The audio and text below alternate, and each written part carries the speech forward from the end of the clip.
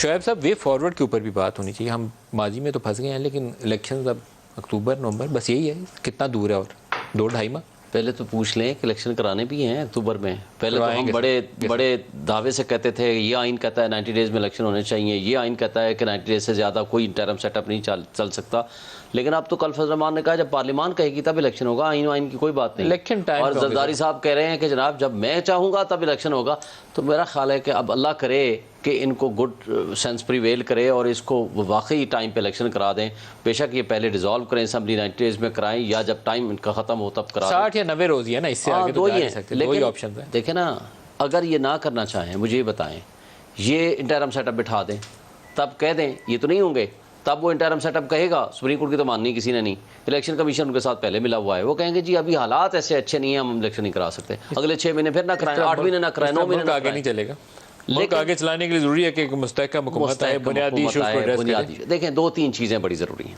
सियासतदानों को अब ये समझ लेना चाहिए कि कौम इस कदर तंग आ चुकी है, गरीब मर गया है, खाने को उसको कुछ भी नहीं है, आम आदमी के लिए कोई नहीं, माशी ब्रेक डाउन हमारा हो गया है, पॉलिटिकल पोलराइजेशन इतनी ज़्यादा हो चुकी है। खुदा के लिए अपने आप को पीछे हटाएं। आज देखें कराची में तूफ़ान आया हुआ है, मिनिस्टर इंटीरियर जो हैं वो आकर के सिर्फ इमरान खान के ख़िलाफ़ तकरीर करने के लिए बैठ गए हैं। मैं समझ रहा था कि यार आज पहली दफ़ा कोई अच्छी बात करेंगे, मैं इनकी तकरीर सुनूं कि शायद इंटीरियर मिनिस्टर हैं या कोई NDA में को कोई फाल करेंगे, कोई अपनी चीज़ें भेजेंगे, कोई काम करेंगे कि यार हमने लोगों को प्रोटेक्ट करना है, 1 दिन 2 दिन का काम है, सारी कौम इकट्ठी खड़ी हो जाए, एक अच्छा मैसेज देता। के नीचे तो बहरहाल नहीं आती है। चलो जो उनकी अपनी हैं, अपनी जो क्या नाम है वो जिसके लिए वो अर्थक्वेक वाले थे, बाकी चीज़ें मुझे नाम नहीं याद नहीं, क्या नाम है, रोज़ाना की बुनियाद पे जो पाकिस्तान के मसाइल है उनके ऊपर तवज्जो देने की जरूरत है। आपसी लड़ाइयों में हमने 5 साल 6 साल बड़े गवाह, इससे आगे निकलने की जरूरत है। इस पे इस वक्त भी मैं कहता हूँ कि आज अगर ये रीजनेबली सोचें समझें कि हमने सिविलियन सुप्रीमेसी के लिए काम करना है,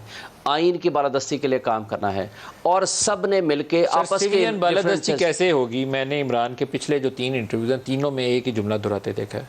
मैंने आर्मी चीफ को पैगाम भिजवाया है, मेरे से मिल नहीं रहा, मैं आर्मी चीफ से बात करूंगा, मैं शहबाज के साथ नहीं बैठूंगा। तो सिविलियन सुप्रीमेसी कैसे हो सकती है? जब बात ही आपको चाहिए वो जनरल आसिम से करनी है, उसके नीचे तो बात ही नहीं करनी। देखिए पहली बात तो ये है कि जब हर सहाफ़ी ये सवाल करता है कि आपकी फ़ौज के साथ लड़ाई है, आप उसको कम करो, वो गुड सेंस सवाल करते होंगे, आप इसको कम करो। तो उन्होंने कहा भाई मैंने तो कोई लड़ाई नहीं की, मैंने तो गुडविल मैसेज देना चाहता हूँ। यहाँ तक नहीं रोकते, वो कहते हैं बातचीत सिर्फ उन्हीं से करूंगा क्योंकि इनके पास कोई इख्तियार नहीं है। देखिए मैं समझता हूँ कि वो बहुत सीरियस हैं, हर जमहूरी ताकत से वो बात करना चाहते हैं, उसके लिए उन्होंने कमेटी भी पहले बना दी थी। अब भी वो सिंसियर हैं और लॉयल हैं और सिंसियर हैं, तो वो टॉक्स करें। नून लीग और पीपल्स पार्टी दो बड़ी हालत में वो जाकर के उनको फोन करेगा, तो आप क्या समझते हैं कि वो क्या देखें, उन्होंने सबसे पहले सियासतदान को सियासी बातचीत से हल निकालना होता है। इस वक्त अगर आप उसको दीवार के साथ लगाएं और वो कहें कि जी आए आपके खिलाफ 185 मुकदमे भी हमने बना दिए सुबह शाम। आप मुझे एक बात बता दें, कोई भी इन्वेस्टिगेशन रिपोर्ट जो है या इन्वेस्टिगेशन की जो स्टेज होती है प्रिलिमिनरी स्टेज, उसको कभी तशहीर नहीं की जाती। मुझे ये बताएं कल वो पेश होकर गया 9 बजे रात को 8 बजे फारिग हुआ, आज इनके पास वो रिपोर्ट और उनकी तमाम वो इंटीरियर मिनिस्टर के पास कैसे पहुंच गई? सर वो अखबार में छपी हुई है। ये क्यों?